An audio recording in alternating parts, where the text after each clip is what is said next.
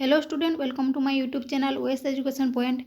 तो पिला माने आज आम पढ़ा तुम साहित्य सुरभि बहीर अष्टम श्रेणी 3 नंबर पाठ शपथ। यदि तुम्हें मैंने आम चैनल को नुआ कर चैनल को सब्सक्राइब कर वीडियो लाइक कर दियो और वीडियोटी केमिति लागला निश्चय कमेंट कर। तो चलतु यार प्रश्न उत्तर करवा कौन रही देखा। 1 नंबर को पठित कवितार क्यों मानू दहन करने। तो ये लिखिदेव स्वार्थजन मिथ्या कथा कहूवा लोक।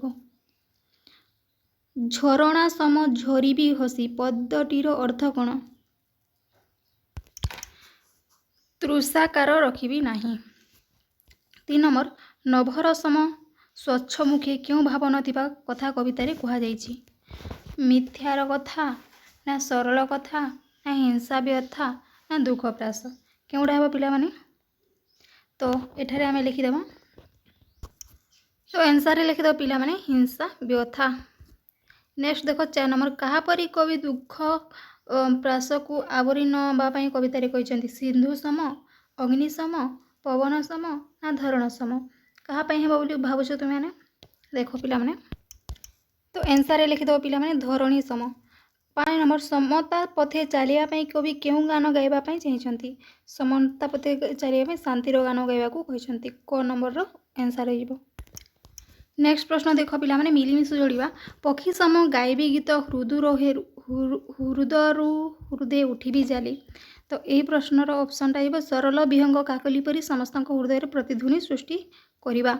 गर्वभरे धर्मे करी कर्म मोर टेकिब सिरी।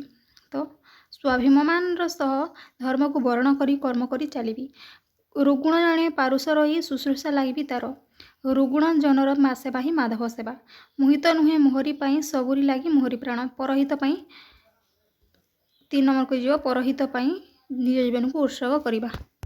नेक्स्ट प्रश्न देख पिला माने सिंधु सम फेराई देवी जे देव सरल हास धरणी सम नेबिरी नेबी बक्षे बही दुखर प्रास। यही प्रश्न उत्तर लेख। उक्त पद्यांशटी आम रचित साहित्य सुरभि बहीर शपथ कवितार आसीअछि। एठारे कवि अनंत पट्टनायक जड़े विशाल हृदयर मनीष भाव समाज में सुख बांटिबा और अन्यर जीवन दुख और निज बुकुरे सही नेबा विषय अति सुंदर भाव वर्णना करछन्ति। समुद्र जेपरी असनदी जलराशि आधार जीवन हृदय मध्य सेहीपरि गभीर केही जदि तांकु टिके सरल हस प्रदान करे तेबे जहाकु समुद्र परी असरंती हस फेराई देबाकु चाहती। एथि सहित से धरित्री माता परी सतोष होई समस्त दुख कष्ट और जंत्रणा को निजे सही नेबाकु प्रस्तुत अछंती जेपरी सारा संसार हसी उठिबो। नेक्स्ट प्रश्न देख पिला माने कोन रहिछि। मोहित नुहे मोहरी पाई सबुरी लागी मोहर प्राण। समता पथे पताका बही शांतिर मु रचिबी गान। उक्त पद्यांशटी आम साहित्य सुरभि बहीर शपथ कवितार आसीअछि। एठारे कवि अनंत पट्टनायक स्वार्थहीन जीवन एवं विश्व शांति प्रतिष्ठा करने निजर दृढ़ शपथ विषय वर्णना करछन्ति। कवि कहिछन्ति तांकर जीवन रे केवल निज पाई नुहे बरं समग्र मानव जाति में उद्दिष्ट। से समाज दुख कष्ट को दूर करी एकता और समानतार पताका उड़ाइबा चाहते। समग्र विश्व हिंसा भावना को दूरे दे चारिआडे शांतिर संगीत गान करने ही तांको जीवन प्रकृत लक्ष्य बोली कवि कहिछन्ति। तापर देख पिला माने 3 नंबर प्रश्न झरणा सम झरी हसी तृष्णाकार रखी नहीं। शस्य दले धरिबी लसी भोकरे भोक जीवरे कहीं। उक्त पद्यांशटी आम साहित्य सुरभि बहीर शपथ कवितार आसीअछि। एठारे कवि अनंत पट्टनायक निजक प्रकृतिर अंश भाव पढ़ी लोकंकर सेवा करने और अभाव दूर करने विषय वर्णना करछन्ति। कवि झरणा परी प्रफुल्ल मन झरी चलने चाहती जेपरी समस्त शोष मेटाई पारिपारे से क्षेत्र में शपथ करी निजक बिछाई देवाक चाहती जेपरी केही भोकरे रहिबे नहीं और यह द्वारा क्षुधा मुक्त और समूह समाज गठन हो पारिबो बोली से आशा करछन्ति। तो नेक्स्ट प्रश्न कौन अच्छी पिला माने देखिबा। देखो पिला माने क नंबर पठित कवितार शपथर आह्वान दि जाइछि। तुम विचारधारा क्यों शपथ अधिक महत्वपूर्ण और कहीं आलोचना कर और यही विषय एक परिच्छेद लेख। शपथ कवितार कविंकर प्रतिटी वाक्य मूल्यवान अटे तथापि से विचार में सर्वजन हृदय समस्त मंगलपाई और सामाजिक समता शपथ सबुठारु महत्वपूर्ण। जड़े मनुष्यर प्रकृत परिचय तार स्वार्थ ही होई न थाए बरं तार परोपकार ही गुण रे ही थाए। कवि निजकु सूर्य जल और पवन सहित तुलना करिसेंति जहाँ समाज को भेदभाव दूर करिबारे सहायक एवं आमे कवि ନିଜ ନିଜ ପାଇଁ ନ ବଞ୍ଚି ଅନ୍ୟ ପାଇଁ ବଞ୍ଚିବାକୁ ଶପଥ ନେବା ହିଁ ପୃଥିବୀରେ ଶାନ୍ତି ପ୍ରତିଷ୍ଠା କରିବ ବୋଲି ଭାବିଛନ୍ତି। ଖ ନମ୍ବର ପ୍ରଶ୍ନ ଦେଖ, ଧରଣୀ ସମ ନେବିରେ ନେବି ବକ୍ଷେ ବହି ଦୁଃଖ ପ୍ରାସ ଉକ୍ତ ପଦରେ କବିଙ୍କର ଆହ୍ୱାନକୁ ସାର୍ଥକ କରିବା ନିମନ୍ତେ ତୁମେ କେଉଁ କାର୍ଯ୍ୟକୁ କରିପାରିବ ବୋଲି ଭାବୁଛ? ଆଲୋଚନା କର। ଧରଣୀ ବା ପୃଥିବୀ ଯେପରି ସବୁ କଷ୍ଟ ସହି ଆମକୁ ଆଶ୍ରୟ ଦିଏ, କବି ସେହିପରି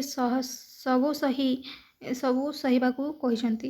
ଏହି ଆହ୍ୱାନକୁ ସ୍ୱାର୍ଥ କରିବା ପାଇଁ ସେ ନିମ୍ନଲିଖିତ କାର୍ଯ୍ୟ କରିବାକୁ ସମାଜରେ ଥିବା ଅବହେଳିତ ଓ ଦୁଃଖୀ ଲୋକଙ୍କୁ କଷ୍ଟରୁ ନିଜର ଭାବି ସେମାନଙ୍କୁ ସାହାଯ୍ୟ କରିବେ ବୋଲି କହିଛନ୍ତି। ବିପଦ ସମୟରେ ବିଚଳିତ ନ ହୋଇ ଅନ୍ୟକୁ ସାହାଯ୍ୟ କରି ସମସ୍ତ ପରିସ୍ଥିତିକୁ ସାମ୍ନା କରିବା, ଅନ୍ୟକୁ ଖୁସି ଦେବା ପାଇଁ ନିଜକୁ କଷ୍ଟ ସହିବାକୁ ହେଲେ ମଧ୍ୟ ପଛଘୁଞ୍ଚା ଦେବା ନାହିଁ। ତାପରେ ଦେଖ ପିଲାମାନେ, ଗ ନମ୍ବର ପ୍ରଶ୍ନ କ'ଣ ରହିଛି? ଶପଥକ ଭିତରେ ତୁମେ କେତୋଟି ଶପଥ ନିଜେ ସାକାର କରିପାରିବ? ସାଙ୍ଗସାଥୀଙ୍କ ସହ ଆଲୋଚନା କର। ତ ସାଙ୍ଗମାନଙ୍କ ସହ ଆଲୋଚନା କରି ମୁଁ ସ୍ଥିର କଲି ଯେ ନିମ୍ନଲିଖିତ ଶପଥ ଗୁଡ଼ିକୁ ମୋ ଜୀବନରେ ସାକାର କରିବି। ନିରପେକ୍ଷତା ଜଳ ପରି ସ୍ୱଚ୍ଛ ରହି କାହା ପ୍ରତି ହିଂସା ଭାବ କରିବି ନାହିଁ। ସେବା କରିବି। ଅନ୍ଧ ବା ଅକ୍ଷମ ବ୍ୟକ୍ତିଙ୍କୁ ସେମାନଙ୍କ ଦୈନନ୍ଦିନ ଜୀବନରେ ସହଯୋଗ କରିବି। ଦୟା, ରୋଗୀ ଓ ଦୁଃଖୀ ଲୋକଙ୍କୁ ସେବା କରିବି, ସର୍ବଦା ଚେଷ୍ଟା କରିବି।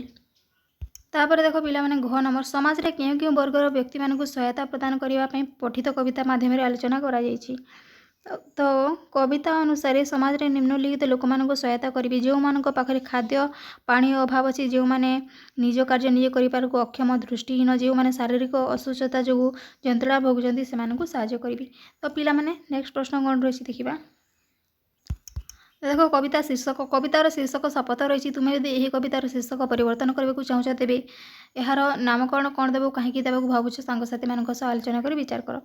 ତ ଉତ୍ତରରେ ଲେଖିଦେବ ପିଲାମାନେ, କବିତାର ଶୀର୍ଷକ ନିଃସ୍ୱାର୍ଥ ଜୀବନ ହେବା କଥା, କାରଣ ଏହି କବିତାର ପ୍ରତିଟି ପଦରେ ଜୀବନ ପାଇଁ ନୁହେଁ ବରଂ ନିଜ ଜୀବନ ପାଇଁ ନୁହେଁ ବରଂ ଅନ୍ୟମାନଙ୍କ ବଞ୍ଚିବା ଇଚ୍ଛା ପ୍ରକାଶ କରିଛନ୍ତି। ସୂର୍ଯ୍ୟ, ଜଳ, ଝରଣା ପରି କବି ନିଜ ଜୀବନକୁ ଅନ୍ୟର ମଙ୍ଗଳ ପାଇଁ ଉତ୍ସାହ କରିଛନ୍ତି। ତେଣୁ ନିଃସ୍ୱାର୍ଥ ଜୀବନ ଶୀର୍ଷକ କବିତା ପାଇଁ ମୂଲ୍ୟ ଭାଷାକୁ ସ୍ପଷ୍ଟ ଭାବରେ ବୁଝେଇ ପାରୁଛି। ନେକ୍ସଟ ପ୍ରଶ୍ନ ଦେଖ ପିଲାମାନେ କ'ଣ ରହିଛି।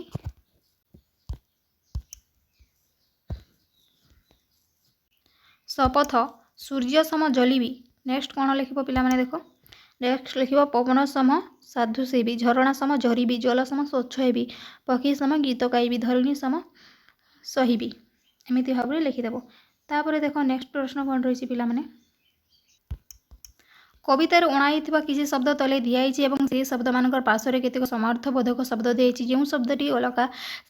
ଯେଉଁ ଶବ୍ଦଟି ସେମାନଙ୍କଠାରୁ ଅଲଗା, ତାକୁ ତୁମେ ତା ଦେହରେ ଗୋଲ ବୁଲାଅ। ସୂର୍ଯ୍ୟକୁ ଆମେ ସୁଧାକାର କହିଲା, ମାନେ ସୁଧାକାର ହେଉଛି ଅଲଗା। ତ ପବନକୁ କ'ଣ କହିବା ଆମେ? ସମୀର ପ୍ରଭାଞ୍ଜନ କହିବା, ଅନଲଟା ଅଲଗା ହେଇଯିବ। ଅଦ୍ରିର କେଉଁଟା ଅଲଗା ହେବ ପିଲାମାନେ? ପଡ଼ିଆ। ଧରଣୀର କେଉଁଟା ଅଲଗା ହେଇଯିବ? ସୂତା। ପଦ୍ମ ମାନେ ପରାଗ ଅଲଗା ହେଇଯିବ। ଜହ୍ନ ମାନେ ଶସ୍ୟ ଅଲଗା ହେଇଯିବ। ଏମିତି ଭାବରେ ତୁମେ ଅଲଗା କରିଦେବ। ନେକ୍ସଟ ପ୍ରଶ୍ନ କ'ଣ ରହିଛି ପିଲାମାନେ ଦେଖ।